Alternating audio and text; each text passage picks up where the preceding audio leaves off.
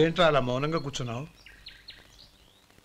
ఏం లేదురా, కోరుకున్న అమ్మాయి రా పారిపోదామని వస్తే మా అన్నయ్య బాధపడే పనేది నేను చెయ్యలేను, నన్ను క్షమించని ఆ అమ్మాయిని పంపించేసాడ్రా నా తమ్ముడు. అదిరా వాడికి నా మీదున్న అభిమానం. ఇంతవరకు వాడు అడిగింది ఏదీ నేను లేదనలేదు. ఒక అన్నగా వాడి పట్ల నా బాధ్యతలన్నీ నెరవేర్చాను.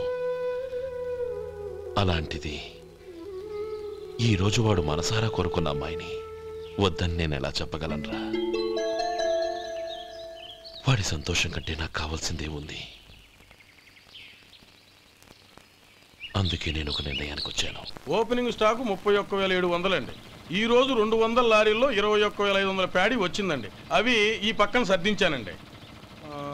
తర్వాత ఇవి నిన్నొచ్చిన ధాన్యం బస్తాలండి. 50 లారీల్లో 5,000 బస్తాల బియ్యం బయటకు పంపించామండి.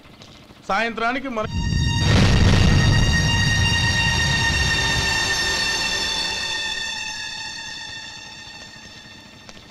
వీడెందుకు వచ్చాడు ఇక్కడికి? నమస్కారం. ఎందుకు వచ్చాడో అడుగు. నీ సహాయం అర్థించొచ్చాను.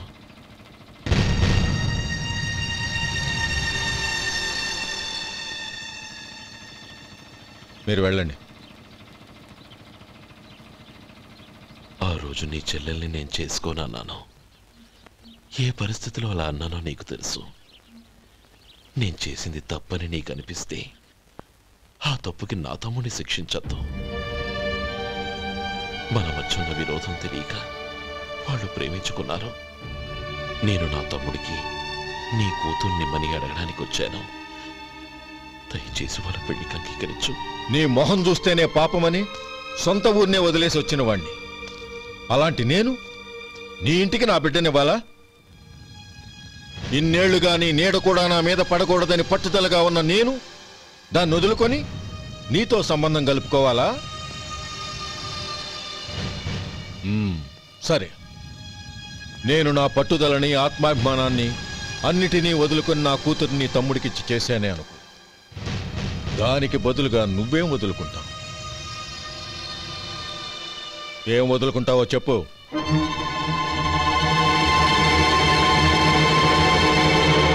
నీ ప్రాణాలు వదులుకుంటావా? అలాగే. నీ ప్రాణం వదిలితే నాకేంట్రా లాభం? నువ్వు దేని మీదైతే ప్రాణాలు పెట్టుకున్నావో దాన్ని వదిలే. నీ తమ్ముళ్ళ మీదగా నువ్వు ప్రాణాలు పెట్టుకున్నావు. ఆ తమ్ముళ్లను వదిలే. అన్న అనే బంధానికి నువ్వు నీళ్లు వదిలేయాలి. ఎప్పుడు నీ తమ్ముడు నా కూతురి మెళ్ళలో తాళి కడతాడో అప్పుడే నీకు నీ తమ్ముళ్లకు ఉన్న అనుబంధం తెగిపోవాలి. నీ తమ్ముడు నా కూతురి మెళ్ళలో తాళి కట్టడానికి ముందే నువ్వు శాశ్వతంగా ఈ ఊరొదిలి వెళ్ళిపోవాలి. వీటన్నిటికీ నువ్వు అంగీకరిస్తేనే ఈ పెళ్లికి నేను అంగీకరిస్తాను.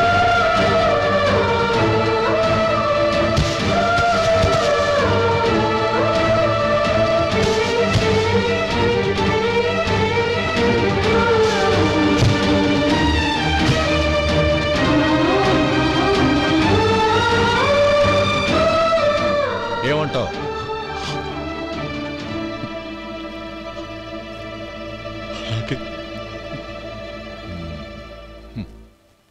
ప్రమాణం చేయి.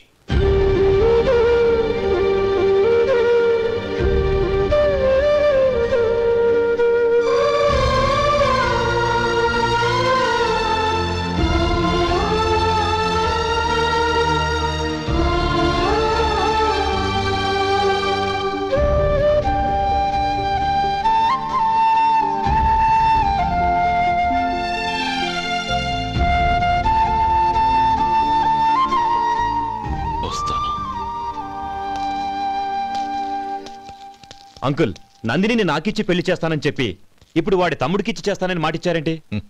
రే, నువ్వు నోరు మూసుకోరా. వీడి తమ్ముళ్ళు విడిపోవాలని ఇన్నేళ్లుగా ఎదురు చూశాను. ఇప్పుడు నా కల నిజం అవబోతోంది. నువ్వేం దిగులు పడకు.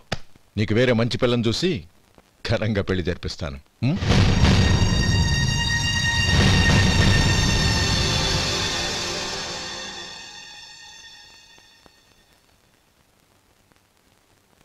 శేఖర్, మధు, నానమ్మా. రే, నువ్వు చాలా అదృష్టవంతుడివిరా. లక్ష్మీపతిని కలిశాను. పాప అనవసరంగా వాడిని అపార్థం చేసుకున్నావురా. వాడెంతో ఆప్యాయంగా నన్ను పలకరించాడు. ఆనందంగా ఈ పెళ్లి ఒప్పుకో. అన్నయ్య, అన్నయ్య, ఏమిట్రా? నాకు పెళ్ళై పిల్లలు పుట్టాక వాళ్ళని నువ్వే పెంచాలి.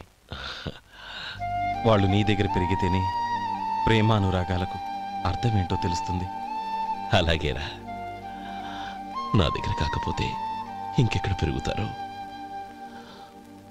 వాళ్ళ తాతయ్య అమ్మమ్మ వచ్చి అడిగినా కూడా ఇవ్వను. సరేనా? థ్యాంక్ యూ అన్నయ్య.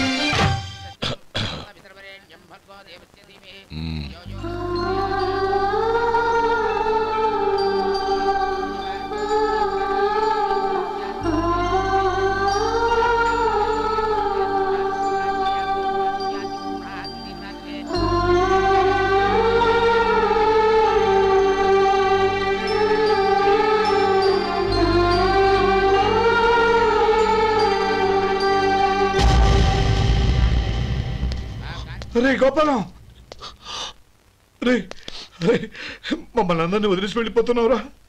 చంద్రం, నా తమ్ముళ్ళని ఎలా పెంచాలనుకున్నాను అలాగే పెంచాను, పెద్ద చేశాను. వాళ్ళందరూ సుఖంగా ఉన్నారు. అంతకంటే నాకు కాల్స్తే వద్దురా. అయినా నేనెక్కడికి వెళ్తానురా? వాళ్ళ ఆనందంలో ఐకమత్యంలో నేను ఎప్పుడు ఉంటాను. ఎడకు, ఎవరైనా చూస్తే బాగోదు. కళ్ళు తుడుచుకో, లోపలికి వెళ్ళు.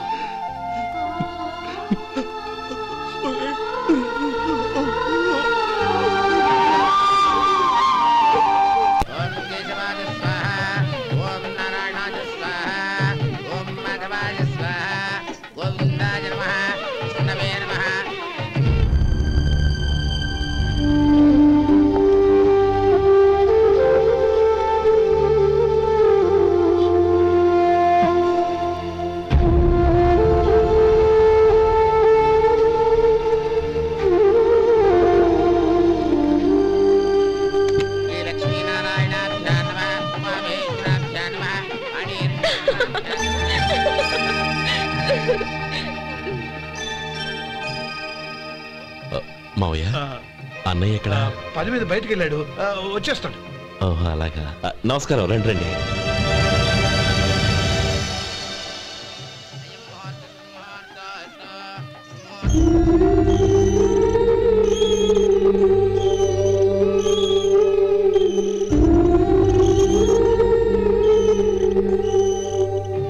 చంద్రం, గోపాలం ఎడ్రా ఎక్కడా కనపడడం లేదు. ఇందాక నీతో మాట్లాడుతుండగా చూశాను. అది ఎవరినో పిలవడం మర్చిపోయాడంట, అక్కడికి వెళ్ళాడు. ఈ పాటికి వచ్చేస్తుంటాడు. అలాగే.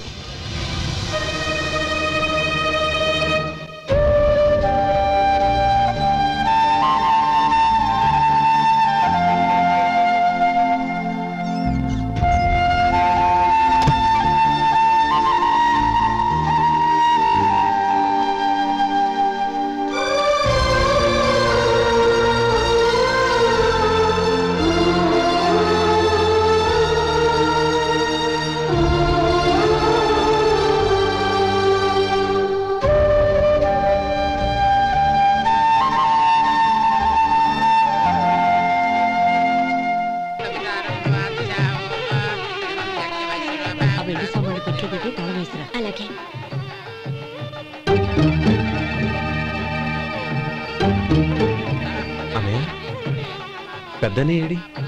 చిన్న పని మీద బయటికి వెళ్ళాడంట, ఇప్పుడు వచ్చేస్తాడు.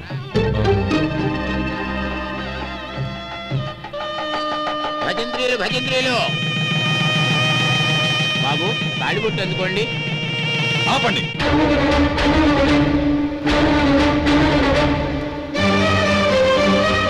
మా అన్నయ్య రానివ్వండి, తర్వాత తాళి కడతాను. అదేంటి బాబు, ఆలస్యం అయితే దుర్ముహూర్తం వచ్చేస్తుంది. మా అన్నయ్య ఎప్పుడు వస్తాడో అప్పుడే నాకు మంచి ముహూర్తం. దుర్ముహూర్తం వచ్చాక తాళి కడితే శుభం కాదు. మా అన్నయ్య లేకుండా చేసే ఏ పనైనా నాకు శుభం కాదు. నేను తాళంటూ కడితే అది మా అన్నయ్య వచ్చిన తర్వాత. ఇక మీ అన్నయ్య రాడు. నువ్వు నోరుమై. ఏంటో అనేది? నేనన్నది పచ్చి నిజం. నా మాట మీద మీకేమైనా అనుమానం ఉంటే అసలు జరిగిందేంటో ఈయన్ని అడగండి. మావయ్య, ఏంటిదంతా? అసలు ఏం జరిగింది?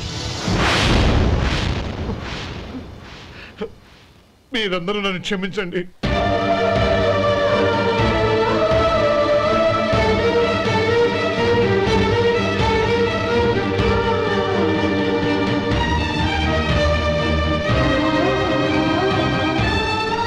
ఇది బాబు జరిగింది.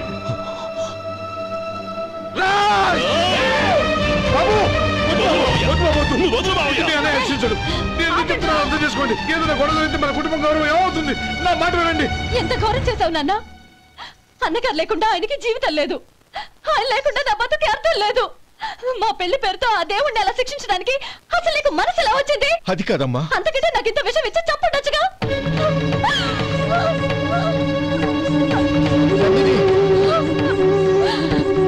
నందిని, నందిని, నందిని, అమ్మా నందిని, నా మాట వినమ్మా. నందిని, ఎందుకే బాధపడతావు? వాడు కట్టుకోకపోతేనే నిన్ను చేసుకోవడానికి నేనున్నానుగా.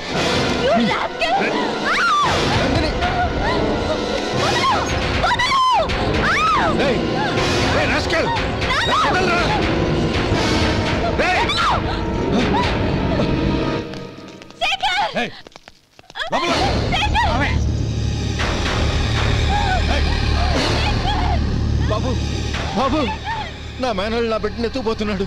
నా జీవితం నాశనం అయిపోతుంది. మీకు దండం పెడతాను, దాన్ని కాపాడండి.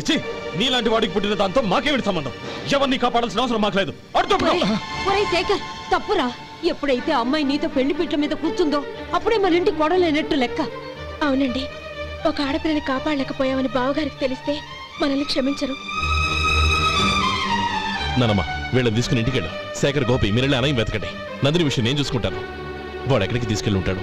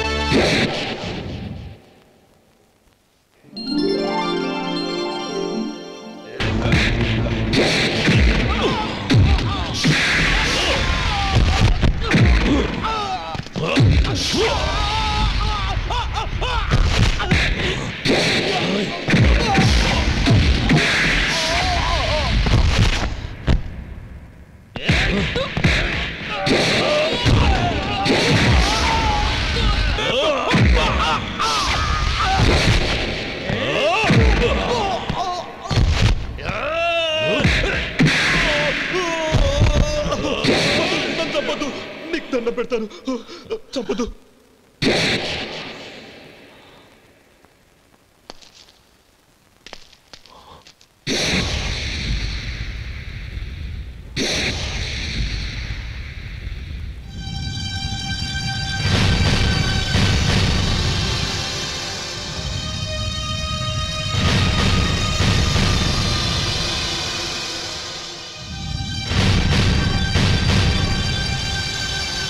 నన్ను క్షమించు లక్ష్మీపతి.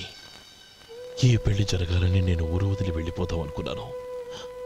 ఆ పెళ్లి ఆగిపోతుందని తెలిసి ఆగలేక వచ్చాను. నేను వెళ్ళిపోతాను. అయ్యా, ఏమిటిది? లే. నన్ను క్షమించు గోపాలం. ఆ శ్రీరామచంద్రుడు తండ్రి కోరిక మీద అడవులకు వెళ్ళాడు.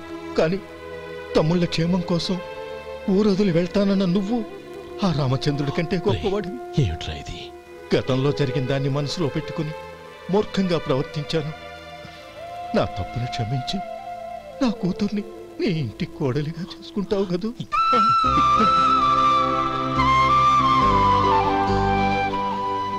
బావా, నా మనసులో ఉన్న కోరిక చెప్పనా? చెప్పు బావా. నాకింకో జన్మంటూ ఉంటే నీ తమ్ముడిగా పుట్టాలనుందిరా.